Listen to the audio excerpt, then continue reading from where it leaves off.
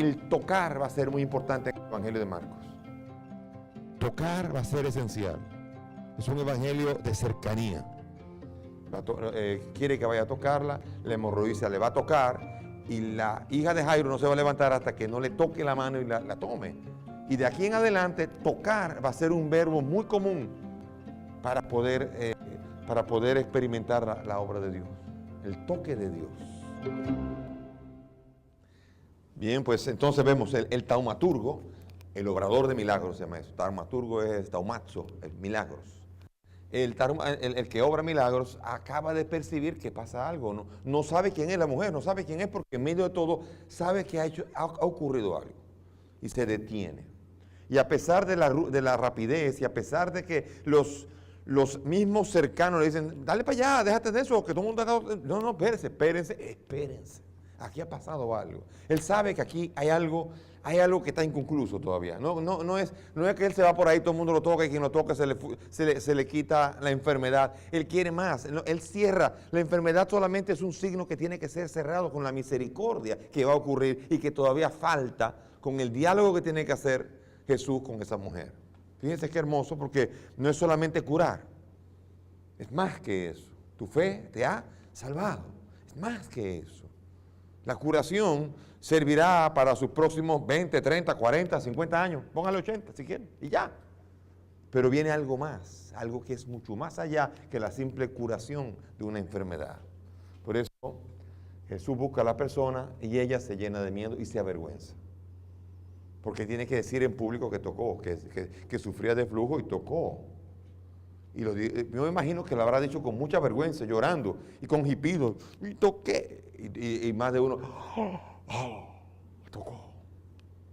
Y ahora, le va a dar ese boche a Jesús. Se imaginaban que Jesús iba a darle un boche porque quebrantó la ley. Se buscó su curación quebrantando la ley. Y Jesús le va a decir, no, eso no fue quebrantando la ley, eso fue fe. Eso es otra cosa. Por eso, cuando los demás llaman a algo quebrantar la ley y pecado, Jesús le llama fe. Y se convierte ella en modelo de fe. No es solamente que ella no ha hecho nada y no, tranquila, no. Ella se convierte en modelo de fe. Hagan eso, crean y cuando toquen van a recibir.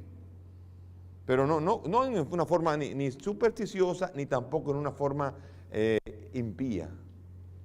No diga voy a violar la ley porque a mí no me importa. No diga eso tampoco, ni tampoco lo haga de una forma que crea que es el vestido, porque no es el vestido. Fe en aquel que lleva ese vestido. Fe en aquel que está pasando. Eso es fe.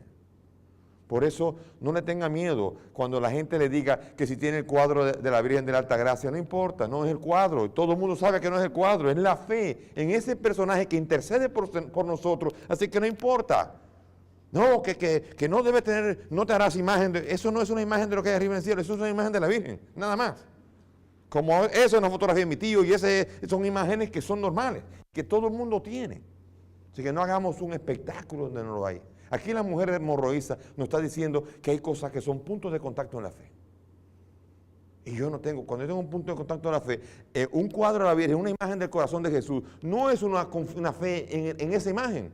Es el punto de contacto que me pone en contacto con aquel que me representa. Es importante entender esto, porque quien no entiende esto, no sé cómo puede leer la hemorroísa entonces.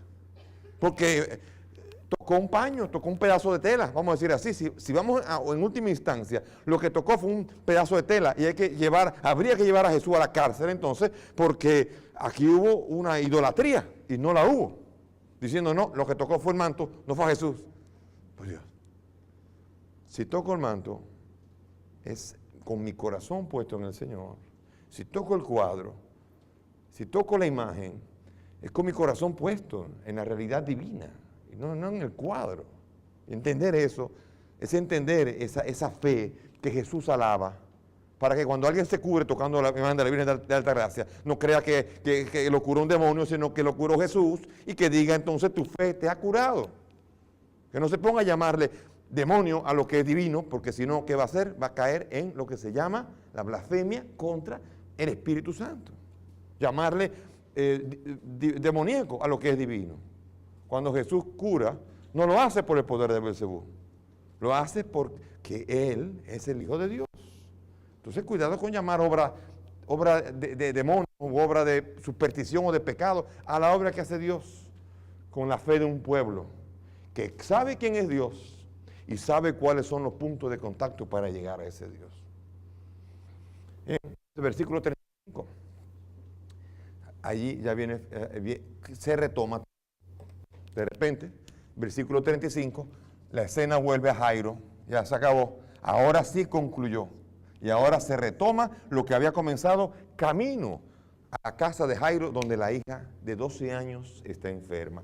Pero llegan las malas noticias, se retrasa el camino y llegan las malas noticias. Versículo 35 dice, mientras estaba hablando, llegan a la casa del jefe de la sinagoga, unos diciendo, tu hija ha muerto. ¿A qué molestar ya al maestro? Como diciendo, ya no hay remedio. Ya no hay remedio. No es verdad. Pero ellos creen que no hay más remedio. Jesús, que oyó lo que habían dicho, dice al jefe de la sinagoga, no temas, solamente ten fe. Y no permitió que nadie la acompañara, a no ser Pedro, Santiago y Juan, el hermano de Santiago. Llegan a la casa del jefe de la sinagoga y observa el alboroto. Unos que lloraban, otros que daban grandes alaridos. Entra y les dice, ¿por qué? ¿Por qué alborotan y lloran? La niña no ha muerto, está dormida. Y se burlaban de él. Pero él, después de echar fuera a todos, toma consigo al padre de la niña, a la madre y a los suyos, que son los tres, ¿no? Santiago, Pedro, Santiago y Juan. Y entra donde estaba la niña y tomando la mano de la niña, le dice, Talitá cum, que quiere decir, muchacha, levántate. O aquí dice, muchacha, a ti te digo, levántate. La muchacha se levantó al instante y se puso a andar, pues tenía 12 años. Quedaron fuera de sí, llenos de estupor. Y les insistió mucho en que nadie lo supiera y les dijo que le dieran a ella de comer. ¿Ven? Un episodio muy diferente a este, con condiciones muy diferentes a este, aquí de este lado, en el mundo judío, en el mundo de Israel, en donde están esperando al rey. Y ese sí es el rey de Israel, pero no como la gente lo podría tomar. La narración entonces ahora ve que Jesús le dice, es interesante, no temas, ten fe. Porque como ocurrió también en la tempestad calmada, lo contrario de la fe no es la no creencia, no es la incredulidad, es el temor. Temor. Temor y fe son opuestos. El que teme, el que se deja embargar por el temor, se le cae la fe. Y eso es lo que le pasó a los discípulos en la tempestad calmada, cuando iban para la otra orilla y acabaron aquí. Se llenaron de temor y les reprochó, ¿dónde está la fe? ¿Por qué han temido? ¿Dónde está la fe? Y ahora vuelve otra vez la fe y el temor a ser contrarios. Si usted tiene fe, no teme. Y si usted teme, no tiene fe. Para llenarse de fe hay que echar fuera el temor.